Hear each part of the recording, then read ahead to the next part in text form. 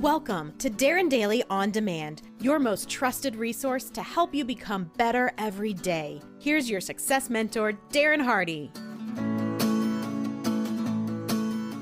This morning, I want to remind you of a story. It comes out of Jim Collins' book, Good to Great, and it teaches us an important lesson on how to think about and deal with great difficulty, particularly during a crisis, one you don't know if it will end, or when it will end, or what life will be like after it ever ends.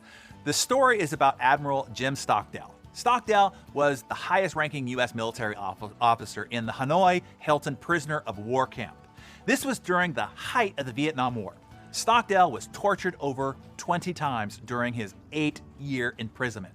Stockdale lived out the war without any prisoner rights, with no set release date, and with no certainty of survival.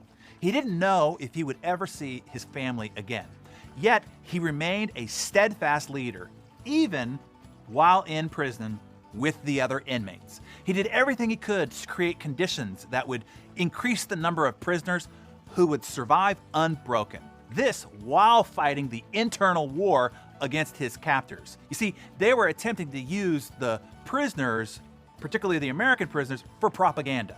At one point, he beat himself with a stool and cut himself with a razor, deliberately disfiguring himself so he could not be used as an example of a well-treated prisoner. He communicated secret intelligence information through letters with his wife. He knew full well if he was discovered, it would mean more torture and perhaps even death. He instituted an elaborate internal communication system with the other prisoners. And this was designed to reduce their sense of isolation, something that their captors tried to create. After his release, Stockdale became the first 3-star officer in history to wear both the aviator wings and the Congressional Medal of Honor. So, how on earth did he possibly deal with all this, particularly when he did not know the end of this story, whether he would even survive to see an end to the story that didn't end in him dying? He said, "I never lost faith in the end of the story. I never doubted not only that I would get out and that I would prevail in the end, I decided I would turn my experience being in prison into the defining event of my life. In retrospect," he said, "I would not trade it." Who didn't make it out, he was asked. "Oh, that's easy," Stockdale said. "The optimists." The optimists? He went on, "Oh, they were the ones who said, we're going to be out by Christmas," and then Christmas would come and Christmas would go. Then they'd say, "We're going to be out by Easter," and Easter would come and Easter would go. Then Thanksgiving, and then it would be Christmas again. They died of a broken heart. This is a very important lesson, he emphasized. You must never confuse faith that you will prevail in the end, which you can never afford to lose, with the discipline to confront the most brutal facts of your current reality, whatever they might be. You see, this is the paradox we're in now.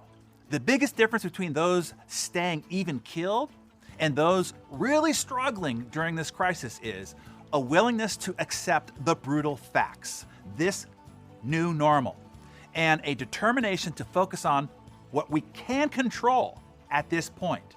It is denial and defeat that actually keeps us from overcoming obstacles and achieving any form of progress. So what do? 1, never lose faith in the happy ending of the story. We will prevail. We've been through crises like this throughout the evolution of our species before. This too shall pass. Do not lose faith in the end of the story. Number 2, address the brutal facts of the new normal. Control what you can control and make the most of it.